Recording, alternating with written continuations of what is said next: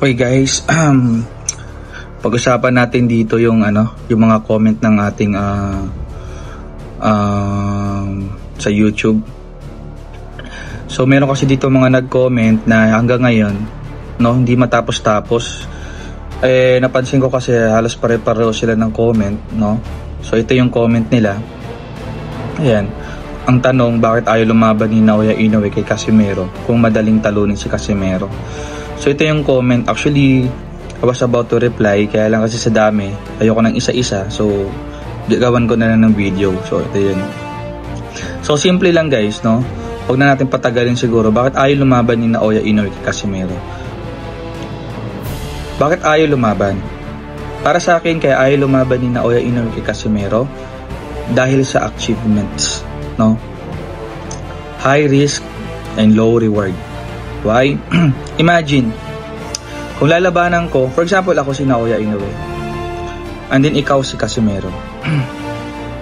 As we all know, Casimero fought a low caliber opponent, Kung papansinin niyo yung last 3 fights ni Casimero, Oguni, Nitumba, Pacquiao, diba? And nakita naman natin na hindi mga formidable opponent yung mga nakalaban ni Casimero. Oo, nilabanan niya si Doc Maika, si Cholani Tete. That's good, that's very good, that's impressive. But let's take a look the skill set at saka yung achievements ng dalawang boksingero. Guys, Naoya Inoue fought a different opponents, a high caliber opponents from the last 3 fights, Fulton, Marlon Tapales, sino pa ba? Paul Butler, Nonito Donaire, Emmanuel Rodriguez, 'di ba? Ang gagaling ng mga opponent ni Naoya Inoue. And then ano ang naging achievements ni Naoya Inoue? Guys, Naoya Inoue became a 2-time undisputed champion of the world in 2 different divisions. And ano naman ang achievements ni Casimero right now? Meron ba? Wala. So ano naging achievements si Casimero? Meron naman. So rank number 4 siya sa WBO. So hindi siya rank number 1 guys. Ngayon tatanungin niyo ako, bakit hindi nilabanan ni Naoya si Casimero? Guys, dahil sa achievements. Ikaw ba naman, ako, for example ako si Naoya Inoue, bakit kita lalabanan? Ano yung makukuha ko sa iyo kung lalabanan kita? Sige nga. For example, ako si Naoya Inoue. Ferrari yung sasakyan ko. Yun yung achievements ko, Ferrari. And then si Casimero, ang hawak niyang achievements is Toyota Vios. And then pumayag kaming dalawa na magkarera. Yun yung magboboxing kami. Sabi ko, dahil ako si Naoya Inoue, lalabanan kita. Diba? May chance ba na manalo ako? Yes. May chance ako na manalo ako sa iyo, Casimero. Pero bakit ayaw kita labanan? Why? Kasi may chance din naman matalo ako. Diba? Kasi alam ko rin naman malakas ka. Bakit kita lalabanan ngayon? Diba? Bakit kita lalabanan kung alam kong malakas ka? Anong ipupusta mo? Yun ang malaking question dyan. Anong ipupusta mo para labanan kita? Wala. Imagine pag nagkarera sila, Ferrari yung daladala ni Naoya Inoue. What if matalo si Naoya Inoue? Kanino mapupunta yung Ferrari? For example, ang pustahan nila, kung sinong matalo, kanila lang sasakyan. O, diba?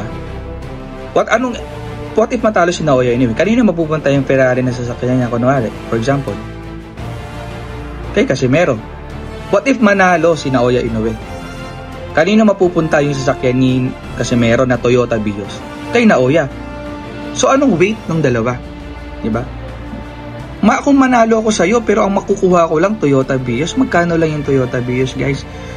Versus doon sa Ferrari. Diba? High risk, low reward yon sa part ni Naoya Inoue kung lalabanan niya si Casimero.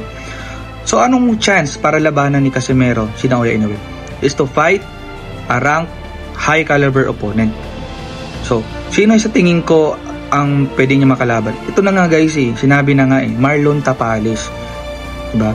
Sana matuloy na yung laban na yan. Ayan ngayon naging usap-usapan ngayon, naging matunog na usapan. Na si Marlon Tapales yung makakalaban niya. Sana matuloy yan. Sana tanggapin yan.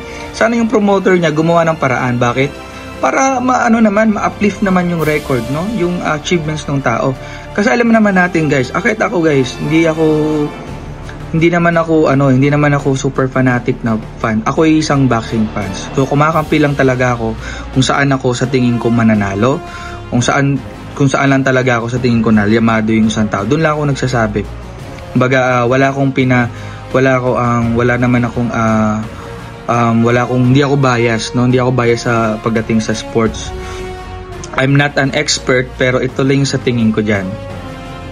If Casimero fight Marlon Tapales, and Casimero won impressively by defeating Marlon Tapales less than round 10, may posibilidad guys na makaharap niya si Naoya Inoue. Kasi syempre guys, tinalo niya si Marlon Tapales in round 10. And then yet, ito si Casimero, lalabanan si Marlon Tapales tapos tinalo niya ng less than round 10.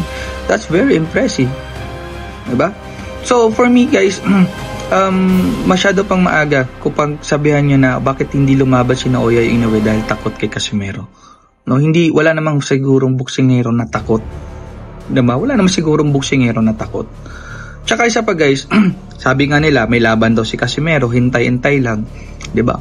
And then napag-alaman din siguro natin na baka naman hindi talaga si Marlon Tapales, baka iba naman. So ito lang masasabi ko guys.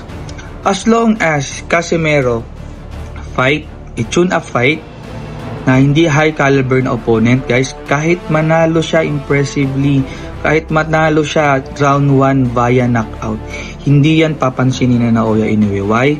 Kasi yung makakalaban ni Casimero, hindi naman niya kalibel, di ba? Yung nga lang laban niya kay Oguni, hindi niya kalibel yun. Yun pa, hindi pa niya natapos yung laban ng maayos at tinatamaan siya. Ito pa kaya, di ba? So sana kung meron siyang tune-up fight ulit, kahit yan ay impressive win yan, as long as tune-up fight yan at walang low caliber opponent yan, hindi pa rin yan papansinin guys ni Naoya Inoue. Kahit ako hindi ko yan papansinin. For example, ako si Naoya Inoue, hindi ko yan papansinin, diba? Siguro pag nilabanan yung si Marlon Tapales, Sam Goodman, yung mga malalakas talaga guys, diba? So sana ang next na laban ni Casimero, kaya naman gawan talaga ng paraan ng promoter ni Casimero na i-uplift naman si Casimero at magkaroon ng magandang laban. Kasi kung tune-up fight na naman yan, sorry to say guys, pero talagang gano'n, it is what it is. Tanggapin natin at hindi yan papansinin ni Naoya Inoue. At saka it's all about business guys. Naniniwala ako na walang boksingerong takot. So yan lang naman. God bless po.